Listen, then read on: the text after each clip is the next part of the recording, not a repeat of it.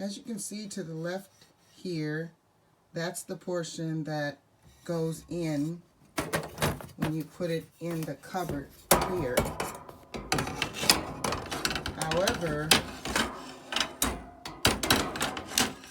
it only has it on one side, and so because it only has it on one side, it dangles on top because they didn't put the cutout on both sides. It just comes off.